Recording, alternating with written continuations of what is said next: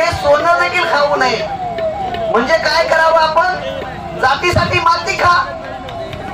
इतरांना दिलेले सोनं पण खायचं नाही. पण आमचे जेवढे काही महापुरुष आहेत, शिवरायापासून तर अण्णाभाऊ साठेपर्यंत, हे सगळे महापुरुष जातीचं संघटन उभारले नाहीत.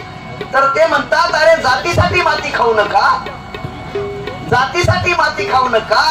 इतर बहुजन समाजासोबत काम करून काय होईल? इतर बहुजन समाजाला जोडल्यामुळे शक्ती निर्माण होईल. लोकशाहीमध्ये हे जोडण्याची शक्ती फार महत्वाची आहे. शक्ती निर्माण झाली तर तुमची मुक्ती होईल. आणि मुक्ती झाली तर काय होईल? जातीसाठी माती खाण्यापेक्षा इतर समाज घटकासोबत काम करून बंधुभावानं वागून माती खाण्यापेक्षा इतर समाज घटकासोबत काम करून गुलाबजामुन खा, पेढे खा, लड्डू खा.